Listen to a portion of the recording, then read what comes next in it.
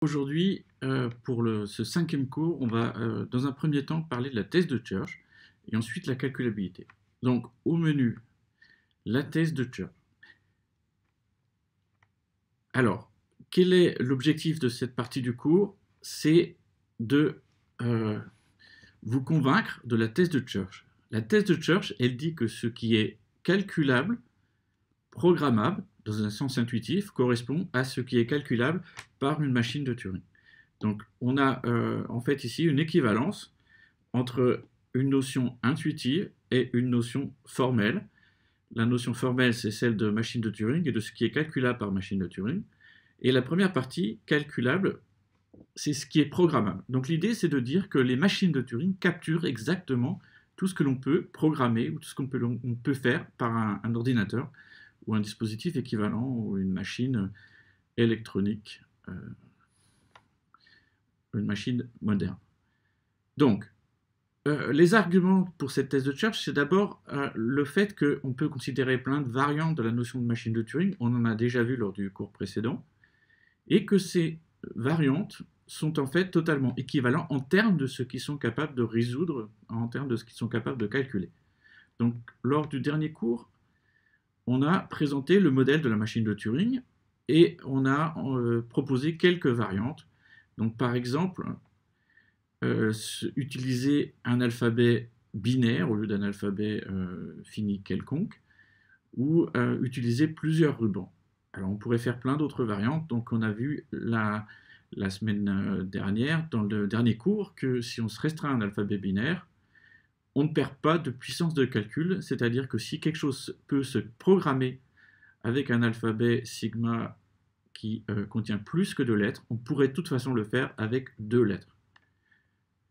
Donc je ne vais pas reprendre cette preuve, mais l'idée c'est de simuler le codage des lettres sur l'alphabet sigma par un codage en binaire, ce qui fait travailler la machine en binaire. Donc on a aussi vu que si on a une machine de Turing qui a plusieurs rubans, on peut la simuler par une machine qui a qu'un seul ruban. Donc toute machine de Turing qui travaille avec un ruban peut être simulée par une machine de Turing avec un unique ruban. Donc là aussi, je ne reprends pas la preuve, mais graphiquement, ça consiste à construire une machine qui va travailler avec un seul ruban, qui va contenir les k rubans, ici en l'occurrence 3 rubans de la machine initiale, et qui va simuler toutes les opérations. Donc, l'idée, c'est d'abord qu'on peut faire plein de variantes. Donc, je n'en fais pas plus, mais on pourrait supposer que le ruban est, au lieu d'être infini dans les deux directions, il est infini que dans une direction, donc il est semi-infini. On pourrait faire d'autres restrictions et se rendre compte que ça ne changera pas ce que l'on peut programmer ou pas. On est de toute façon capable de simuler ça par le modèle de machine de Turing que j'ai introduit lors du précédent cours. Autre variante possible, mes machines de Turing peuvent se déplacer j'autorise les machines de Turing dans le transparent de la semaine dernière de pouvoir se déplacer d'une case vers la droite, d'une case vers la gauche, ou éventuellement rester sur place. On pourrait supposer que la tête de lecture à chaque étape n'a pas le droit de rester sur place. Ça ne changerait rien sur ce qu'on peut calculer, on pourrait toujours le simuler avec notre concept de machine de Turing. Et réciproquement. Donc, c'est un premier argument pour cette thèse de Church, dans le sens où calculable par machine de Turing, c'est un concept très robuste et qui ne dépend pas complètement du modèle de la machine de Turing. On peut prendre plein de variantes et on ne changera pas la notion de calculable. Alors ok, là on est en train de rester sur des machines de Turing, mais on peut aussi considérer d'autres modèles, et on peut considérer des modèles haut niveau, pour se persuader que tout ce que l'on peut faire avec un ordinateur, on pourrait le faire avec une machine de Turing, en termes de calculabilité, c'est-à-dire de ce que l'on est capable de calculer, des problèmes qu'on est capable de résoudre. Donc pour essayer de se convaincre de ça, ce que je vais faire, c'est prendre un modèle, en fait le modèle le plus proche que je connaisse des machines actuelles, c'est-à-dire des ordinateurs actuels, comme celui que je suis en train d'utiliser pour me filmer, donc un ordinateur, et de regarder donc un modèle du processeur, de comment fonctionne un processeur, et montrer que ce que fait le processeur, je pourrais le simuler sur une machine de Turing. Donc pour ça, je vais considérer le modèle des RAM, Random Access Machine, machine à accès mémoire, en français. Enfin, on dit surtout machine RAM en français. Donc c'est un modèle de calcul qui ressemble beaucoup au langage machine actuel et à la façon dont fonctionnent les processeurs actuels. Donc les processeurs, et donc ici en l'occurrence les machines RAM, ont des registres, si vous voulez, des cases mémoire qui contiennent des entiers naturels. Donc on a des variables, qui correspondent aux cases mémoire, qui peuvent contenir des entiers. On fait l'hypothèse qu'au départ, ces entiers sont nuls. Donc les registres sont initialement nuls. Et le programme va être constitué d'instructions, et les instructions qu'on autorise dépendent du processeur que vous utilisez et le processeur de votre machine, mais en général, il y a 4 grands types d'instructions. Il y a des instructions qui peuvent permettre de copier le contenu d'un registre dans un autre, c'est-à-dire faire des affectations entre variables. Il y a des instructions qui permettent de faire de l'adressage indirect, c'est-à-dire qui permettent d'écrire ou de lire le contenu d'un registre dont le numéro est donné par la valeur d'un autre registre. On a la possibilité d'effectuer ensuite des opérations sur des registres, comme là, en fait, je distingue ici des opérations extrêmement simples, additionner 1 à un registre, soustraire 1 à un registre, ou tester si un registre est 0. Et plus généralement, on peut faire des additions, des soustractions, des multiplications, des divisions, ou ce que vous voulez, des décalages binaires, des opérations binaires, bit à bit, des OU, des et logiques, etc. C'est tout ce qui peut être implémenté dans les processeurs. Donc, si vous préférez, on a des instructions qui peuvent être de ce type-là. Donc on a des registres on peut leur affecter la valeur 0, on peut ajouter 1, soustraire 1, etc. Alors pour simplifier ma preuve, je vais réduire le nombre d'instructions autorisées, et en fait ça ressemble à ce qu'on a connu sur les processeurs avec les machines RISC, où après avoir fait des machines qui avaient de plus en plus d'instructions et capable de plus en plus d'opérations, on est retombé sur des machines avec un nombre très réduit d'instructions, avec l'idée et le constat qu'avec un nombre très réduit d'instructions, c'est beaucoup plus simple de les effectuer très vite et de faire finalement des processeurs qui ont une cadence beaucoup plus élevée. Peu importe, je reste sur les machines RAM et je vais supposer pour ma preuve que j'ai en fait que ces 8 types d'instructions. Donc en fait, qui consiste à dire que quand je veux faire une opération sur des registres, il y a un registre particulier qui est x0 que j'utilise pour faire, par exemple, de l'adressage indirect. Ça veut dire que les instructions que j'autorise, c'est par exemple affecter 0 à x0, incrémenter 1 à x0, soustraire 1 à x0. Donc cette opération-là, le moins veut dire que si jamais ça devient négatif, ben c'est 0. Si vous préférez, c'est le maximum entre 0 et x0 moins 1. On a la possibilité de faire des tests, donc savoir si jamais x0 vaut 0, je vais à une certaine instruction, sinon je passe à l'instruction suivante. Donc la possibilité de faire des copies, donc je peux mettre un registre xi dans x0 avec i qui est codé en dur dans le programme, ou le contraire dans l'autre sens, et donc de l'adressage indirect, ce que j'appelle l'adressage indirect dans le transparent d'avant, ici, c'est ce type d'instruction. Donc là, je lis la valeur du registre xi et je vais lire la valeur du registre dont le numéro est donné par la valeur de xi. Donc c'est x indice xi. Et je mets ça dans x0. Et symétriquement, je peux mettre dans le registre dont l'indice est x0 la valeur d'un certain registre xi. Donc je suppose que mon programme est constitué de ce type d'instruction.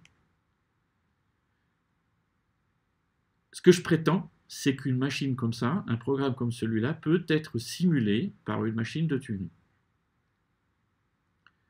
Alors pourquoi? Je vais le voir, et en fait réciproquement aussi. En fait, si vous avez une machine de Turing, vous pouvez la simuler par un programme comme celui-là. Bon, en fait, quand vous programmez dans votre langage préféré, si c'est du Java, du C, etc., votre compilateur ou interpréteur transforme ça en instruction exécutable par la machine. Donc il le transforme en instructions de ce type-là, qui sont des instructions pour processeur. Donc je pense que vous êtes convaincu qu'il est possible d'exécuter les programmes et de les faire tourner sur un processeur. En fait, c'est ce que fait la machine qui est devant vous. Donc, je pense que vous savez écrire quelque chose qui simule une machine de Turing, donc essayer d'effectuer, de simuler étape par étape ce que fait la machine de Turing, et vous êtes convaincu de la réciproque, c'est-à-dire qu'en fait ça, de toute façon, je peux le faire avec une machine RISC. En fait, c'est ce que ferait un compilateur qui compilerait votre programme pour l'exécuter sur une machine. Donc je ne vais pas faire la réciproque, mais ce qui m'intéresse ici, c'est surtout comment je simule une machine RISC par une machine de Turing, c'est-à-dire en fait surtout pour vous convaincre que la machine de Turing est puissante en termes de ce qu'il peut calculer, de ce qu'elle peut calculer, c'est-à-dire qu'elle est capable de simuler tout ce que fait une machine RISC ou un processeur. Alors pourquoi est-ce que c'est vrai? Eh bien, voilà une façon de faire. On va simuler une machine RISC avec 4 rubans. Donc je rappelle que si on peut le faire avec 4 rubans, on peut le faire avec un seul. Je le fais avec 4, c'est simplement parce que c'est moins pénible et plus simple à décrire. Les 2 premiers rubans vont coder des couples I, XI. Donc I, c'est un numéro de registre. XI, c'est la valeur du registre codé par I. Et en fait, je code des couples I, XI pour les XI non nuls. Donc en fait, je code que les registres qui ne sont pas nuls, c'est-à-dire en fait qui ont été écrits. Et je vais coder ça sur les 2 premiers rubans, va coder la mémoire. Le 3e ruban va coder en fait X0. Et le 4e, c'est un ruban de travail, c'est parce que j'en ai besoin dans ma simulation. Donc si vous préférez, sur le premier ruban, j'ai 2 dièses, le codage d'un entier X0, un dièse, le codage d'un entier I1, un dièse, etc.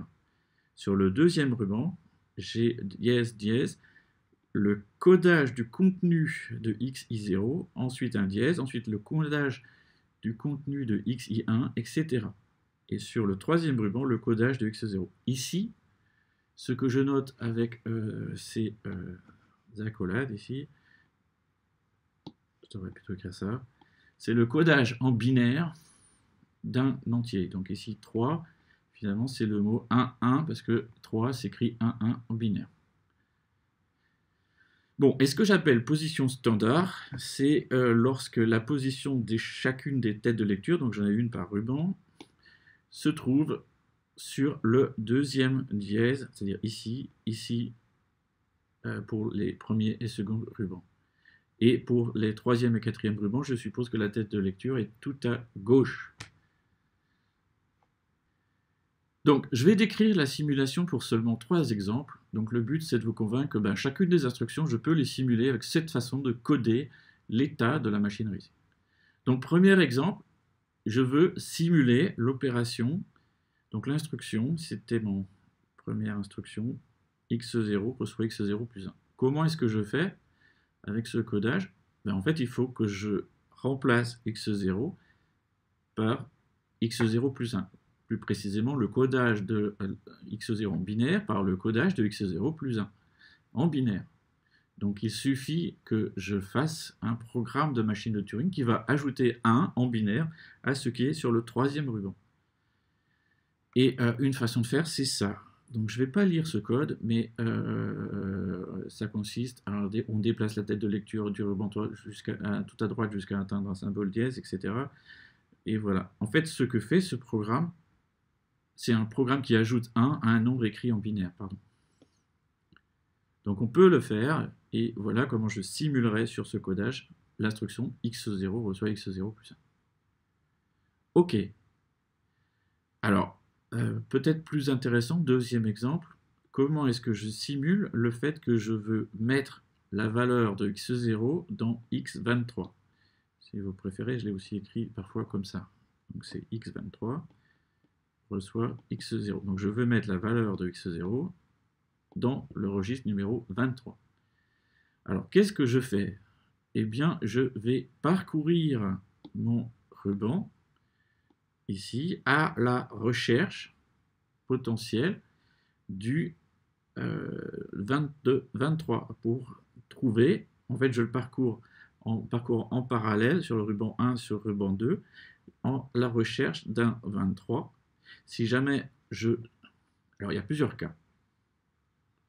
Donc je me lance dans une recherche, je cherche 23 sur le premier ruban. Premier cas, je ne le trouve pas, ça veut dire qu'en fait le registre x23, il est nul parce qu'il n'a jamais été écrit, donc je ne l'ai jamais mis sur mes rubans, il est nul. Il n'a jamais été, il a été initialisé à 0 et on n'a jamais cherché à le modifier. Donc dans ce cas-là, ce qu'il faut que je fasse, donc je suis dans le cas où x23 n'a jamais été écrit, il faut que je l'écrive. Donc je vais simplement ajouter 1, 0, 1, 1, 1 et ajouter la valeur de x0 en binaire, en fait, c'est-à-dire recopier le contenu du ruban 3 pour le mettre sur le ruban 2. Alors pourquoi 1, 0, 1, 1, 1 puisque c'est 23, 1, 0, 1, 1, 1. Je vous laisse vérifier que c'est 23 en binaire. Donc ça, c'était le cas où x23 n'a jamais été écrit, où finalement ce que je dois faire, c'est ajouter 23 en binaire et pour préserver mon codage, ajouter le codage de x0. Deuxième cas, en parcourant mon premier ruban, je reconnais qu'il y a quelque part écrit 23. Donc je le fais en me baladant de façon simultanée sur les deux premiers rubans, pour synchroniser la lecture des dièses. Et à ce moment-là, ça veut dire que je connais, j'ai en fait ici, sur le second ruban, en face de la tête de lecture, le contenu du registre x23 actuel. Ce que je dois faire, c'est le remplacer par x0. Donc ce que je dois faire, c'est modifier et remplacer ce contenu par la valeur de x0, autrement dit, prendre ce contenu-là et venir le mettre ici. Donc pour faire ça, une façon de faire, c'est de prendre tout ce qu'il y a de là et de venir le mettre sur le ruban de travail, donc je le copie ici. C'est ce que je viens de faire là. Ensuite, je prends ce qu'il y a sur mon troisième ruban et je viens le mettre sur le deuxième ruban. Et avec ensuite donc le contenu du quatrième ruban de façon à me retrouver dans cette configuration-là où j'ai remplacé, j'ai bien mis en face de 23 la valeur de x0, donc effectuer mon opération. Et je reviens en position standard tout à gauche pour les deux dernières têtes et sur le deuxième dièse pour les deux premières têtes. Donc, en clair, ce que je viens de décrire, dans le cas général, c'est ce qui est écrit ici, que je ne vais pas relire, mais c'est ça qu'on doit faire pour simuler cette opération. On parcourt les rubans 1 et 2 vers la droite, bloc par bloc. Donc, bloc par bloc, ça veut dire que je fais ça de façon à ce qu'à chaque fois que je lis un dièse sur le premier ou le deuxième ruban, je vais systématiquement mettre en face sur le dièse qui lui correspond l'autre ruban symétrique. Donc si c'est le 1, je mets le 2 en même temps, etc. Et donc il y a deux cas, soit je n'ai jamais trouvé 23 dans le parcours du premier ruban, soit je l'ai trouvé, auquel cas je mets un jour, et c'est finalement le code écrit en français de ce que je viens d'essayer d'expliquer à l'oral. Alors, c'était mon deuxième exemple. Troisième exemple, je fais une instruction avec de l'adressage indirect, donc je veux simuler l'instruction où je vais lire la valeur du registre x23, puis ensuite le registre dont le numéro est donné par x23, et je le mets dans x0. Donc comment est-ce que je fais ça? Eh bien, en fait, je parcours le premier ruban pour déterminer la valeur de x23, exactement comme l'algorithme précédent. Et une fois que j'ai récupéré la valeur de x23, il va falloir que je trouve la valeur du registre dont le numéro est donné par x23. Donc je reparcours le premier ruban à la recherche du contenu donné par ce que j'avais trouvé pour la valeur de x23. Et à ce moment-là, je vais le mettre dans x0. Donc il y a toujours plusieurs cas, suivant si en parcourant les rubans 1 et 2, je me rends compte qu'on n'a jamais écrit x23, auquel cas je sais que x23 c'est 0, et auquel cas j'ai rien à faire puisque c'est x0 soit x0, ou sinon si je le trouve, j'ai donc la valeur de x23, et je vais reparcourir le premier ruban ici pour trouver la valeur et le mettre à jour. C'est encore une fois ce qui est écrit en français. Bon, ce qui est important, c'est que vous soyez convaincu que c'est possible de le faire, et c'est ça l'idée. Et c'est pour ça que je ne vais pas détailler plus d'exemples, parce que c'est très très laborieux à écrire, mais j'espère que vous pouvez être convaincu que c'est possible. Bref, ce que je voulais dire, c'est que les instructions d'une machine RISC, je peux les simuler comme ça avec une machine de Turing. Et vous vous rendez compte aussi que, en fait, là, j'avais réduit le nombre d'instructions, mais si je voulais faire des opérations plus haut niveau, du genre des additions, des soustractions, etc., ou des opérations binaires, ou même plus, comme une addition-soustraction entre deux registres, tout ça, je pourrais aussi le simuler avec le même genre de technique, le même genre de codage.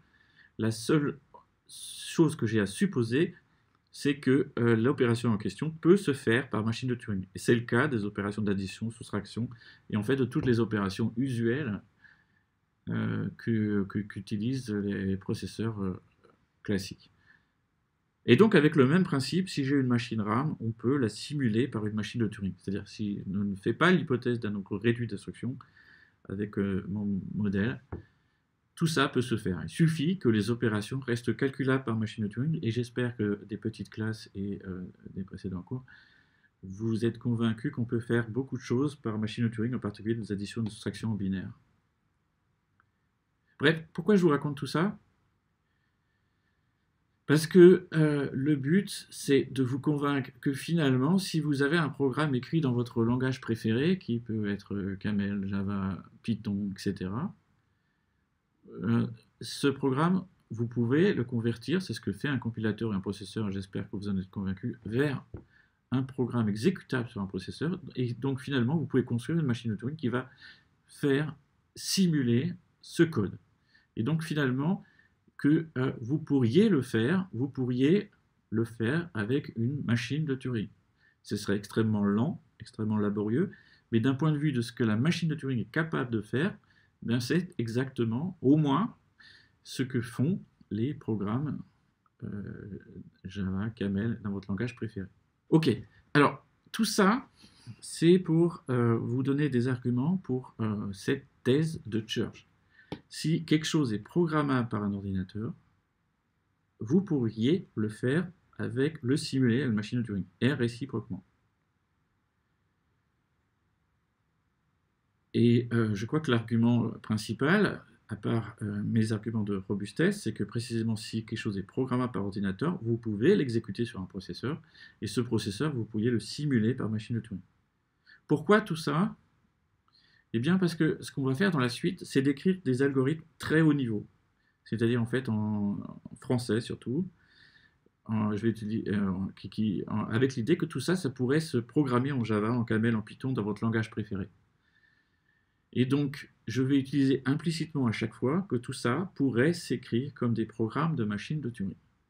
Le modèle de la machine de Turing va simplement me permettre de raisonner sur un objet beaucoup plus simple que ce que serait un programme Java, Camel ou Python en général.